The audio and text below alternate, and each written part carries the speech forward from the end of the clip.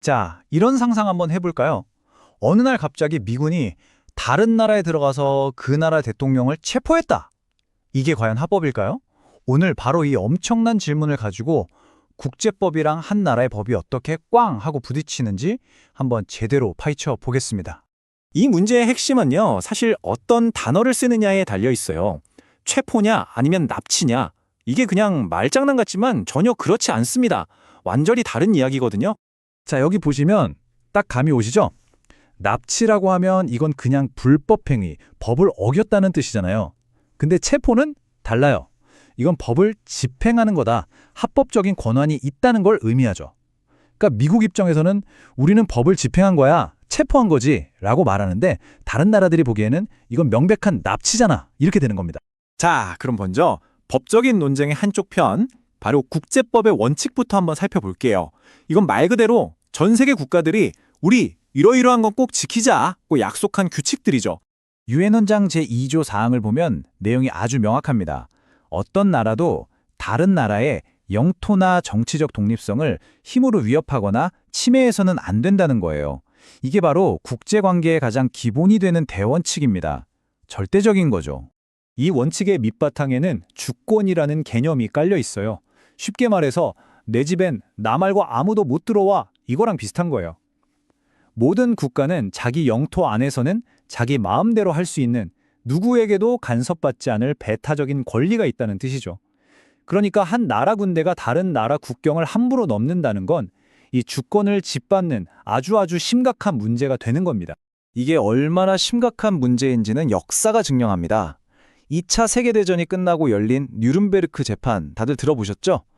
거기서 미국 검사가 다른 나라를 침략하는 침략 범죄를 뭐라고 불렀는지 아세요? 바로 최고의 국제범죄라고 했습니다. 가장 지리락분 범죄라는 거죠. 자, 그런데 말이죠. 이야기에는 항상 다른 쪽 면이 있는 법이죠. 바로 미국이 자기들 스스로 만든 규칙, 바로 미국의 국내법입니다. 이제 논쟁의 다른 한쪽으로 한번 넘어가 보시죠. 미국은요, 그냥 쳐들어간 게 아니라고 주장합니다. 베네수엘라의 마두로 대통령에 대해서 아주 구체적인 범죄 혐의로 기소장을 딱 내밀었어요. 마약, 테러, 코카인 밀수 공모, 심지어 기관총이나 파괴장치 소지 혐의까지 이렇게 딱 범죄자로 규정하면서 법적인 조치를 취할 근거를 마련한 겁니다.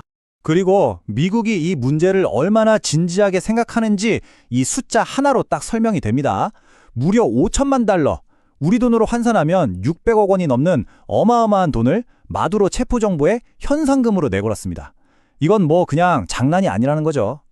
여기서 정말 중요한 포인트가 뭐냐면 이런 일이 처음이 아니라는 거예요. 역사에 이미 비슷한 사례가 있습니다. 바로 1989년 미국이 파나마를 침공해서 독재자였던 마누엘 노리에가 장군을 체포했던 사건이죠. 이 노리에가 사건의 과정을 한번 보세요. 1988년에 마약 혐의로 미국에서 기소되고요.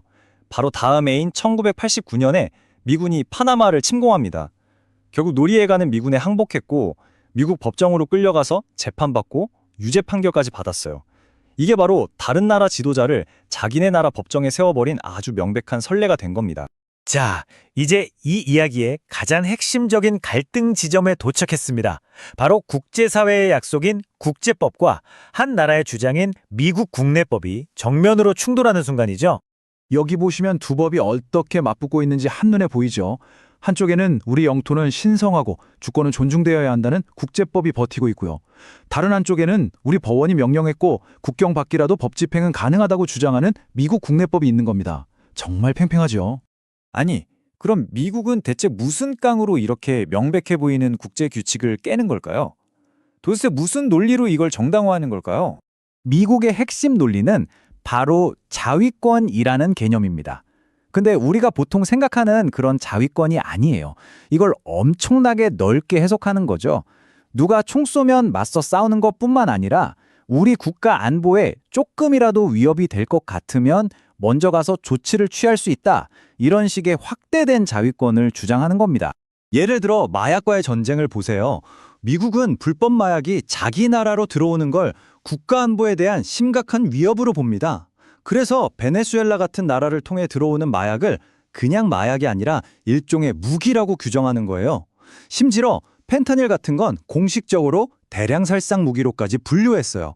자, 이렇게 되면 어떻게 될까요? 마약을 막는 게 그냥 범죄 소탕이 아니라 대량살상 무기로부터 국민의 생명을 지키는 자위권 행사가 되는 거죠. 논리가 이렇게 만들어지는 겁니다. 와, 근데 여기서 진짜 놀라운 지점이 바로 이겁니다. 1989년 노리에가 사건 때 미국 법무부가 공식적으로 내놓은 의견인데요. 유엔 원장 2조 사항, 그거 우리가 하는 여구의 법 집행 활동, 즉 국경 밖에서 범인 잡아오는 것까지 금지하는 조항은 아니라고 본다. 이렇게 말해버린 거예요. 한마디로 이건 전쟁이 아니야. 그냥 우리 경찰이 국경 너머로 출장 가서 범인 잡아오는 것뿐이야. 라는 거죠. 그렇다면 이 팽팽한 법의 충돌, 현실에서는 과연 어떻게 결론이 날까요? 안타깝지만 이럴 땐 법의 논리보다는 힘의 논리가 더 크게 작용하는 경우가 많습니다. 노리에가 침공 때 전 세계 반응이 어땠는지 보면 딱 알 수 있어요. 유엔 총회에서는 75대 20, 압도적인 표 차이로 미국의 침공은 국제법을 명백히 위반한 것이라고 규탄 성명을 냈습니다. 그런데 말이죠. 유엔에서 가장 힘이 센 안전보장이사회로 이 안건이 올라가니까 어떻게 됐을까요? 상임이사국인 미국이 거부권 딱 한 번 행사하니까 그냥 없던 일이 되어버렸습니다. 결론적으로 미국의 입장은 아주 간단하고 명료합니다. 우리는 우리 법을 따를 뿐이다. 그리고 이런 문제에 국제법은 적용되지 않는다. 바로 이거죠. 이 모든 걸 보고 나면 결국 우리에게는 이 질문이 남습니다.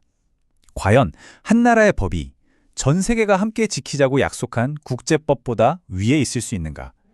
힘이 곧 법이 되는 이 국제 질서 속에서 우리가 계속해서 던져봐야 할 아주 무거운 질문이 아닐까 싶습니다.